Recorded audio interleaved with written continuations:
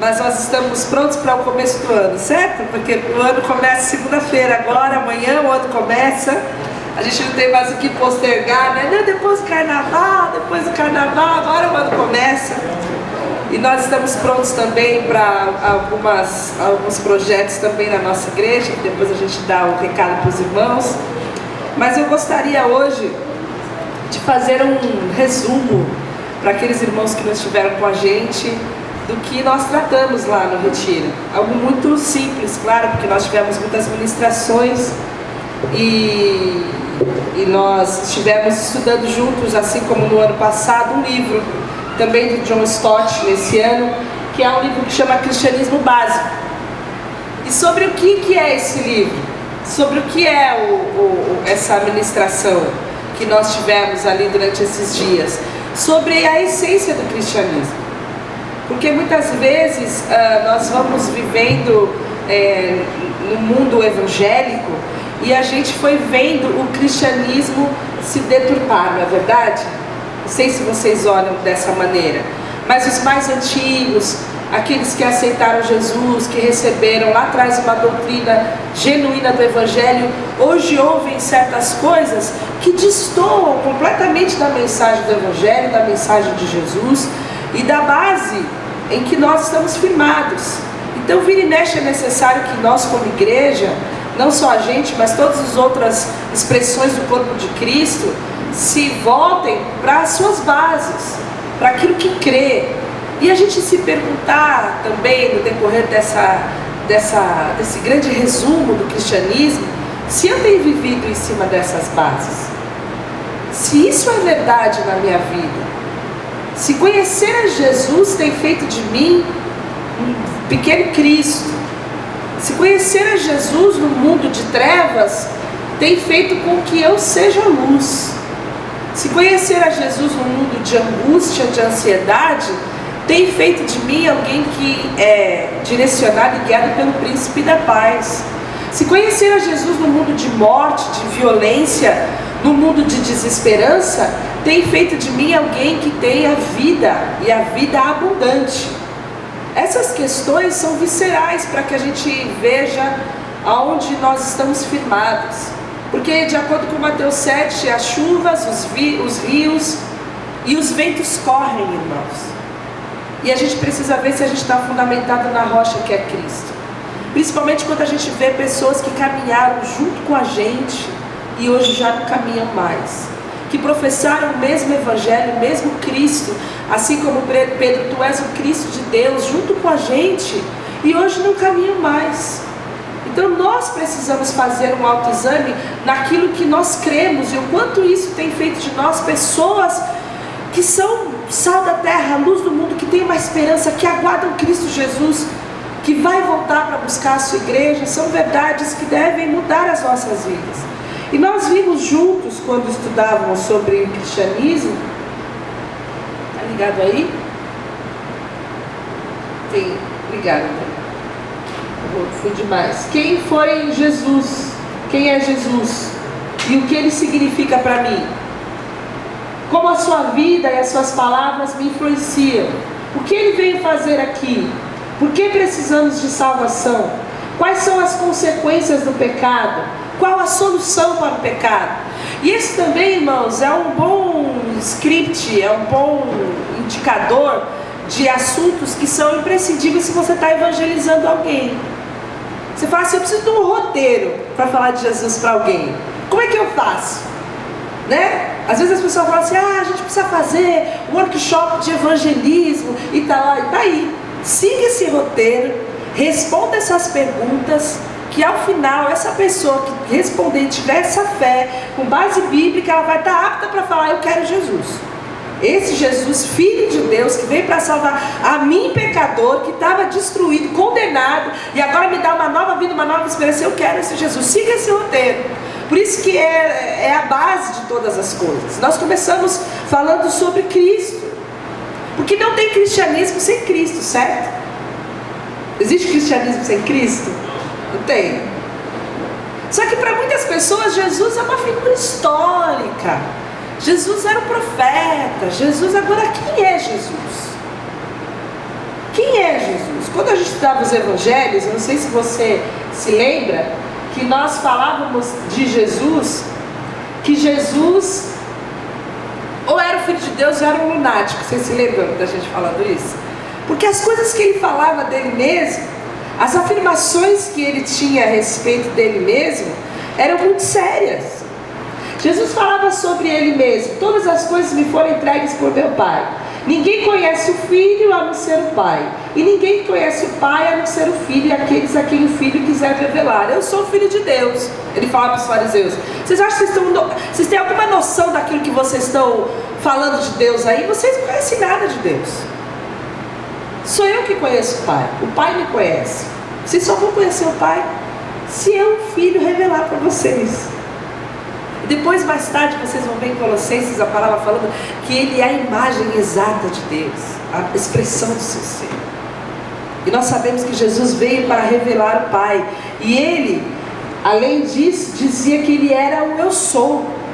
Nesse momento aqui, após Ele fazer essa declaração, eles afirmam: antes de Abraão nascer, eu sou. Eles apanharam pedras para apedrejá-lo, mas Jesus escondeu-se e saiu do templo. Porque quando Jesus diz eu sou, antes de Abraão existir, Abraão que era o grande ícone daqueles fariseus, antes dele existir, eu sou, está dizendo em primeiro lugar que ele é eterno, que ele já existia. E esse eu sou foi a afirmação que Deus fez para Moisés lá na sarça ardente. Ele está falando: eu sou aquele Deus que se apresentou para Moisés lá na sarça ardente. Então, as afirmações de Cristo a respeito dele mesmo falavam que ele era o Messias, o prometido de Deus, o grande eu sou, e aquele que foi enviado ao mundo para que nós pudéssemos, através dele, conhecer efetivamente o Pai. Essas eram as afirmações que Jesus falava. Ele falou que era o caminho, a verdade e a vida, o pão da vida, a ressurreição e a vida, a videira.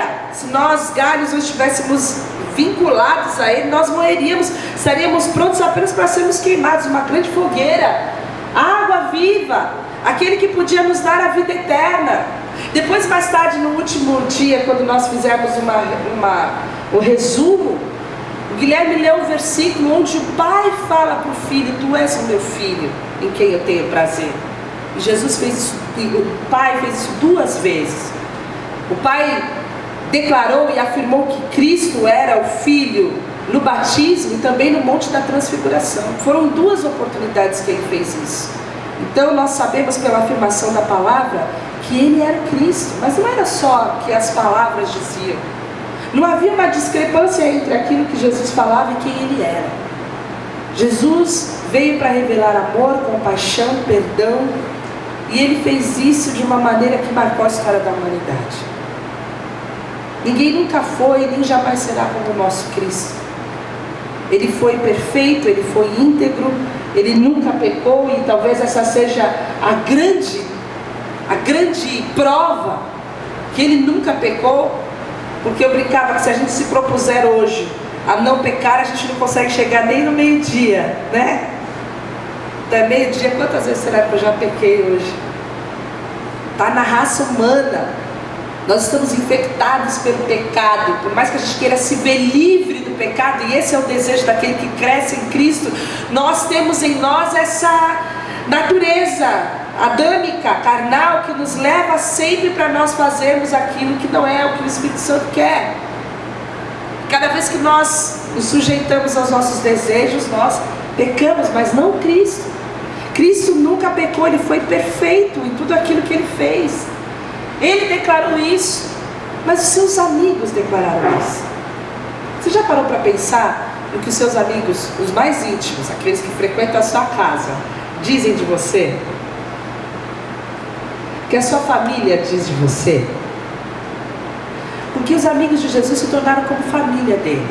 Eles dormiam juntos, eles acordavam juntos, eles subiam ao monte juntos, eles estavam literalmente no mesmo barco. Eles usavam a mesma conta corrente porque eles comiam da mesma bolsa. Os seus discípulos viam a forma com que Jesus tratava os excluídos. Eles viam a forma com que Jesus se relacionava com uma mulher samaritana, provavelmente, aquela que não teria voz, aquela que não teria lugar, aquela que não teria espaço na sociedade, aquela que tinha uma má fama. Ele viu a forma com que ele recebeu e perdoou os pecados da mulher que tinha má fama, que se jogou aos pés de Jesus, chorou, lavou os pés de Jesus, enxugou os pés de Jesus com seus cabelos. Eles viram quantas vezes Jesus sentando na mesa junto com os publicanos, participando das festas. Eles viram Jesus tocar os leprosos. Eles viram os cegos de nascença terem os seus olhos abertos. Eles viram quantos coxos se levantaram. Eles viram o pão ser multiplicado. E eles testificavam sobre Jesus, e a leitura que nós fazemos hoje do Evangelho. Foram eles que falaram. Assim como da nossa vida amanhã, são os nossos amigos que vão falar. Quem somos nós? Qual é a marca que nós temos deixado? Jesus deixou a prova de que ele era alguém que tinha um caráter inabalável. Inabalável. E eles viram Jesus ressuscitado. Se nada disso é suficiente para que a gente creia que Jesus é o Cristo, ele morreu, ele foi dado como morto, foi comprovado isso legalmente, e depois ele foi ressuscitado. E nós vimos algumas coisas muito importantes, algumas teorias já foram desfeitas, nós estudamos isso juntos já, mas o corpo desapareceu, as vestes estavam intactas, como se houvesse um corpo lá dentro das vestes. Vocês imaginam as vestes intactas? Muitos o viram, mas os discípulos foram transformados. Esses amigos de Jesus não eram mais as mesmas pessoas. Eles foram um quando Jesus foi morto. Correram, fugiram, se esconderam, negaram. Mas depois que eles viram Cristo, que tocaram no seu corpo, que comeram junto com ele, eles foram transformados. E você vê a transformação desses discípulos em Atos. Então Jesus, a palavra e todas as evidências que nós temos provam que ele era o Cristo de Deus, ele era o Messias. E ele veio aqui fazer o quê? Para que ele veio? Por que o Messias, que então é o Criador dos céus e da terra, aquele que estava no início, antes de todas as coisas, deixou a sua glória? Filipenses diz que ele abriu mão de tudo aquilo que ele tinha e veio na forma de um homem, e veio na forma de um servo, mas para quê? Por quê? Porque antes que houvesse o haja luz, como diria o pastor Ariovaldo Ramos, houve o haja perdão. Quando Deus decidiu criar a humanidade, ele sabia que o homem, se fosse livre, poderia escolher não segui-lo. E se o homem fosse livre e escolhesse a desobediência, ele ia precisar de redenção. Então houve, antes da criação, uma redenção disponível para todos nós e para o homem, caso ele decidisse pecar. E foi o que aconteceu. Foi o que aconteceu. O homem, então, ao pecar, ele transformou toda a humanidade em uma humanidade de pecadores. Nós temos vários versículos conhecidos, que todos pecaram e todos carecem da glória de Deus, todos estão destituídos, todos estão separados. Os nossos pecados fazem separação entre nós e o nosso Deus. O salário do pecado é a morte, não é isso? Mas o dom gratuito é a vida eterna. Vocês conhecem esses versículos? Deus amou o mundo de tal maneira que deu o seu Filho, para que todos aqueles que seriam condenados à morte por causa do pecado não perecessem, mas pudessem experimentar da vida eterna que estava preparada antes da criação do mundo. A salvação, então, é um retorno ao princípio do homem sem o pecado, do homem que foi criado perfeito, o Adão, antes de experimentar do fruto, antes de decidir pela independência. E nesse caso nós lemos que Jesus veio buscar e salvar o que se havia perdido. O homem que estava perdido porque estava separado de Deus, que estava condenado por causa do pecado.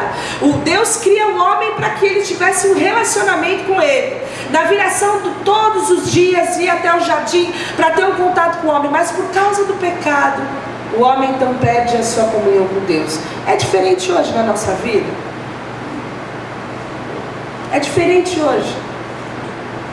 Quando o pecado entra na nossa vida e a gente que estava em comunhão com Deus, orando e lendo a palavra, se enchendo de Deus e ouvindo a voz do Espírito Santo, a gente começa a se esquivar e a fugir, procurar as nossas moitas, procurar os nossos esconderijos. porque nós sabemos que estamos diante de um Deus santo, santo, santo. E todos aqueles que contemplaram a Deus tiveram as suas vidas transformadas, mas a maior confirmação quando vem a Deus é de que eles são indignos. Foi assim com Moisés. Queria ver a glória de Deus, ele queria porque queria ver a glória de Deus. Deus falou: você não pode ver minha glória. Olha, faz o seguinte, se esconde ali, quando eu passar você vai me ver de costas. E a glória de Deus ela é tão grande, que quando ele desceu, ele teve que manter um véu sobre o seu rosto, porque as pessoas não podiam contemplá-lo.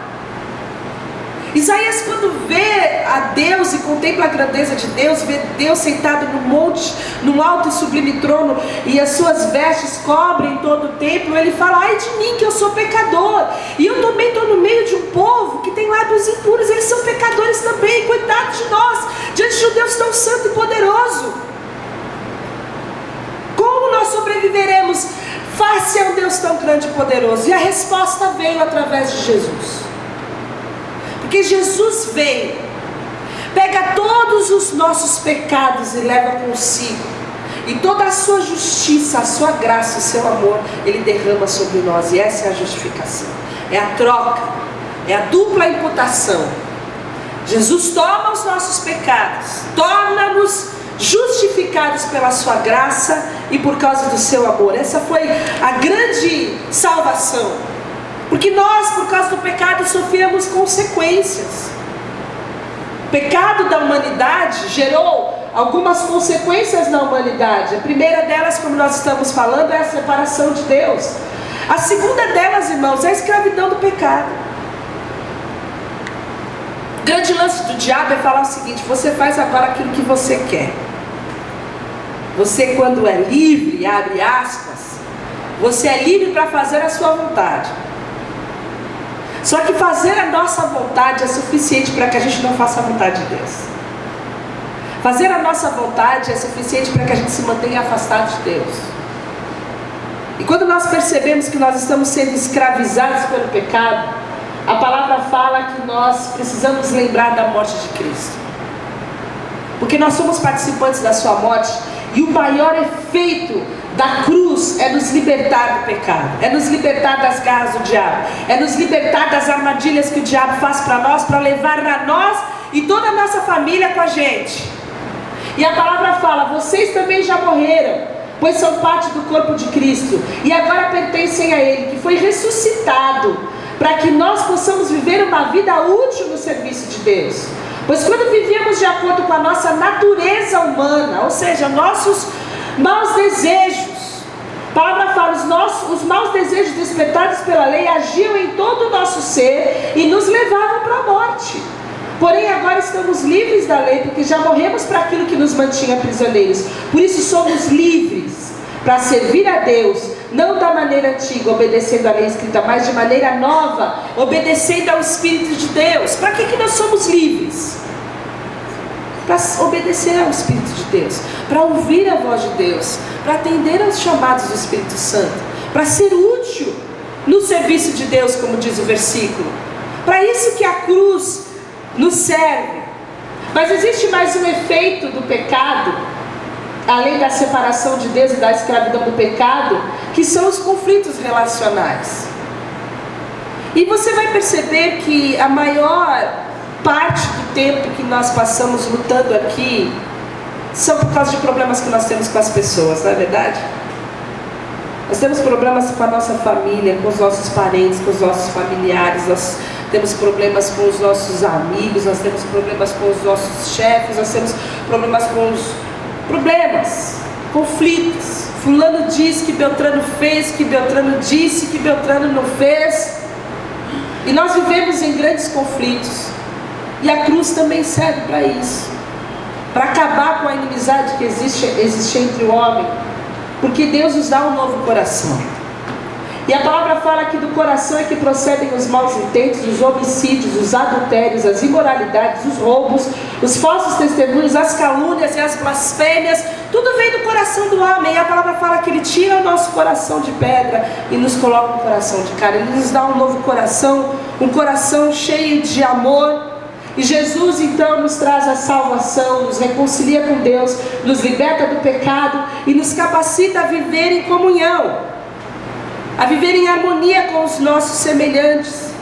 Através do seu Espírito, nós somos reconciliados com Deus, e a palavra fala que quem está unido com Cristo é uma nova pessoa. Acabou-se o que era velho, já chegou o que é novo. Se nós estamos vivendo o cristianismo, a gente tem que entender que a nossa vida deve se dividir em dois grandes blocos: quem eu era e quem eu sou. Porque se eu sou quem eu era, então eu não encontrei Cristo. Se eu sou exatamente quem eu era, cadê o novo nascimento? Se eu não posso dizer como Paulo, eu sou uma nova pessoa, acabou-se o que era velho, agora eu sou novo, cadê o novo nascimento?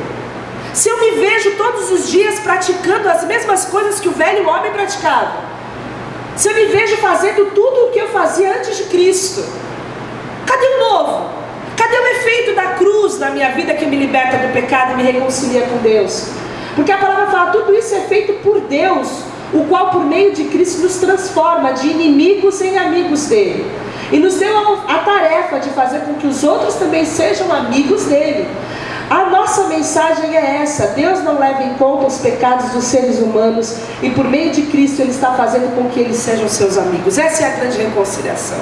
Eu que era inimiga de Deus por causa dos meus pecados, agora me torno amiga de Deus, e recebo a tarefa de falar para todos os inimigos de Deus: venham ser amigos de Deus.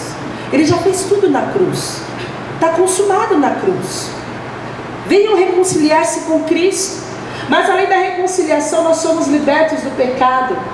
Romanos 6:22 fala: vocês agora foram libertados do pecado e são escravos de Deus, por isso vocês ganham uma vida completamente dedicada a Ele. O resultado é que vocês terão vida eterna, e nós podemos viver em comunhão. E o texto fala: porém, se vivemos na luz como Deus na luz está, então estamos unidos uns com os outros. O sangue de Jesus, seu Filho, nos limpa de todo pecado. Já não existem mais conflitos relacionais. Eu já não vivo numa trincheira mais. Eu aqui e a minha sogra lá. Eu aqui e o meu vizinho lá. Não tem mais trincheira, porque nós vivemos na luz. E João fala: quem diz que vive na luz e odeia o seu irmão está na escuridão até agora. São princípios basilares, irmãos, para nós questionarmos e validarmos o nosso cristianismo, a fé que nós professamos. Eu sou liberto do pecado? Eu sou uma nova criatura? Eu vivo em paz e harmonia com as pessoas? Eu odeio alguém? Tem ódio no meu coração?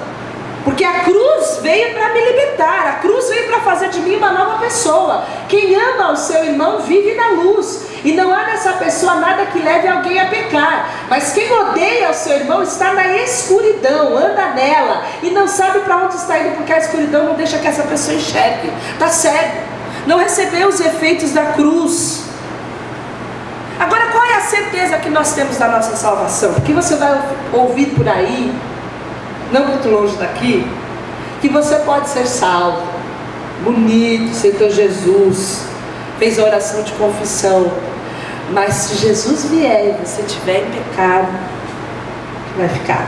Tiver mentido, aquela hora, acabou de, você fica. Será que é verdade isso? Será que Jesus ia deixar que toda a obra da sua cruz ficasse nas nossas mãos? Dependesse de nós, da nossa prática, da nossa justiça, das nossas obras? Não, irmãos, não é. E eu dei um exemplo sobre a filiação da nossa casa mesmo. Você tem um filho rebelde, está lá, resolveu se rebelar no mundo, não falar mais com você, não senta mais na mesa com você, faz tudo que te desagrada. Você pode perder a comunhão com seu filho, mas ele nunca vai deixar de ser seu filho. É assim conosco também. Nós podemos perder a comunhão com Deus, acontece, a gente se esconder quando Ele vem ao nosso encontro. Mas nós nunca perdemos a filiação. Ele continua sendo nosso Pai. Nós continuamos sendo seus filhos. Nós fomos salvos, irmãos, pela graça. Nós fomos salvos pela graça de Deus. Nós não merecíamos ser salvos. Não tem nada que nós pudéssemos fazer para conquistarmos a salvação. Nem mesmo essa nossa tentativa infrutífera de deixar o pecado seria suficiente para nós alcançarmos a salvação. Mas nós fomos salvos pela fé, nós fomos salvos por causa da graça. E Deus nos amou sendo nós ainda pecadores. Quando nós éramos pecadores, quando nós estávamos errados, quando nós estávamos mortos, Ele veio ao nosso encontro, Ele nos deu o perdão, e Ele nos deu o seu amor, e Ele fez de nós a sua família. O cristianismo é um local, é um ambiente onde nós somos uma família de filhos amados, de um pai amado que não desiste dos seus filhos. Eu não sei quantos pais tem aqui, temos muitos. Você sabe todas as dificuldades que os seus filhos já passaram. Em algum momento você tentou desistir do seu filho? Tem até uma coisa bonita que fala da mãe: quem é o seu filho preferido? É o que está doente até que ele fique curado, é o que está com fome até que ele fique alimentado, é o que está não sei o quê. Assim nós somos filhos amados de Deus, que somos aqueles preferidos dele até que nós estejamos santificados. O Espírito Santo está trabalhando no nosso interior até que nós possamos alcançar a estatura do varão perfeito, como diz a palavra de Deus. Nós temos privilégios por sermos filhos de Deus? Temos. O primeiro deles é a intimidade, porque ninguém nunca pode chamar Deus de Pai antes de Cristo. E Ele falou: olha, agora vocês podem falar que Ele é o Pai de vocês também. Vocês podem orar Pai Nosso. Ele não é mais só Pai meu, Ele é Pai Nosso. Nós temos essa liberdade. Nós temos a segurança de que nada pode nos separar do amor de Deus. Temos essa certeza, mas nós como filhos também temos responsabilidades. A primeira delas é essa santificação, é o crescimento, é nós termos um desenvolvimento da nossa fé cristã. Não é a gente estar há 10 anos de salvo, de convertido, de novo nascido, sem saber nenhum versículo, sem saber a base da nossa fé, vivendo nos mesmos pecados, tendo as mesmas dificuldades, tendo as mesmas lutas, vivendo no mesmo poço da onde a gente teoricamente um dia foi tirado. A palavra fala: sejam como crianças recém-nascidas, desejando sempre o puro leite espiritual, para que bebendo dele vocês possam crescer e ser salvos. Nós precisamos crescer, nós precisamos vencer os desafios, nós precisamos ultrapassar os limites da nossa carne para vivermos em Espírito. E quando o Espírito Santo nos molda e nos guia e vai aplicando em nós todo o seu fruto, nós nos tornamos pessoas mais amáveis, mais bondosas, mais benignas, mais mansas, mais cheias de misericórdia, mais dominadas. Ele vai agindo em nós e nós vamos sendo transformados. Mas nós também temos um compromisso com o nosso testemunho. E o maior testemunho que a gente pode dar é o amor, irmãos, não é aquilo que a gente fala.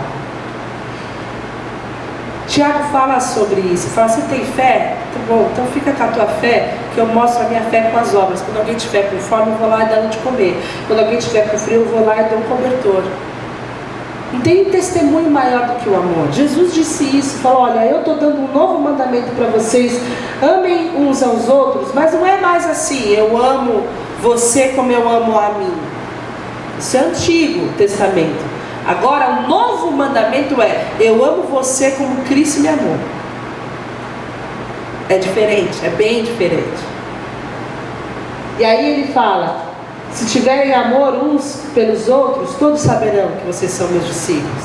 Se vocês viverem essa verdade, vocês vão tornar muitos inimigos de Deus em amigos de Deus. Vocês vão cumprir o ministério da reconciliação.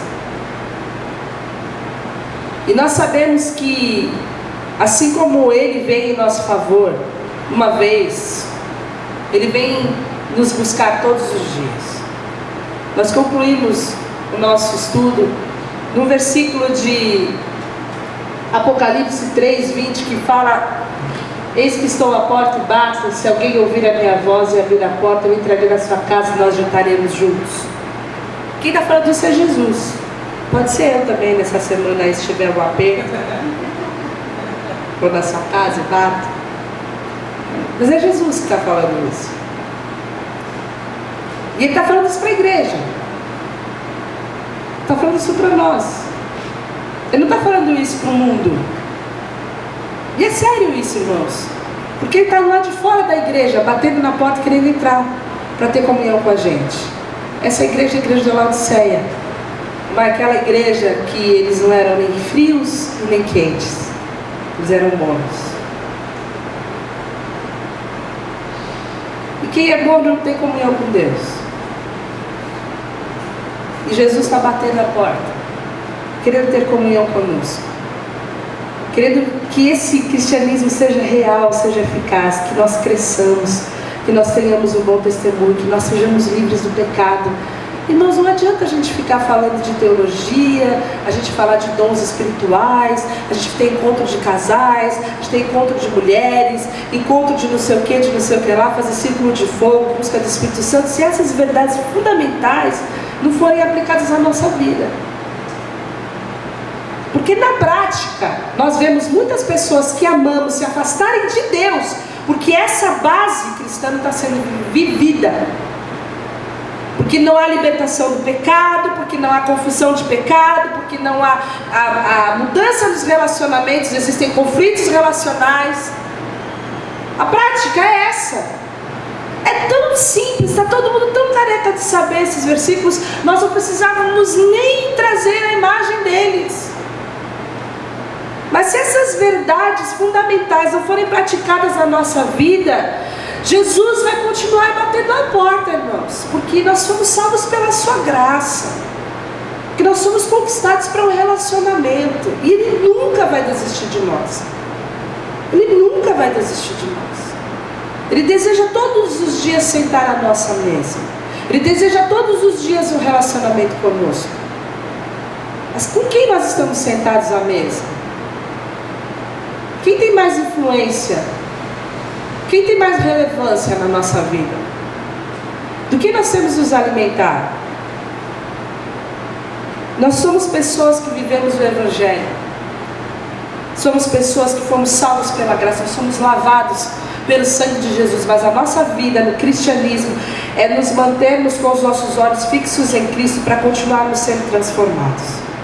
Sem transformação, sem arrependimento, sem confissão diária, nós vamos ser essas pessoas que continuam com os pés sujos no mundo. Sujos. Assim como no lava-pés, Jesus olhou para os seus discípulos, falou: esse pessoal está precisando de uma faxina nesse pezinho sujinho. Aqueles 12 lá, pé tudo enegrecido embaixo da mesa. Jesus foi, pegou o balde, a toalha. Pedro falou: não, meu pé não. Imagina. Não, se vamos lavar os seus pés, você não tem parte comigo. Então pode lavar tudo. E aí Jesus fala o seguinte: quem já tomou banho está completamente limpo e precisa lavar somente os pés. Vocês estão todos limpos, isto é, menos um, que era o Judas.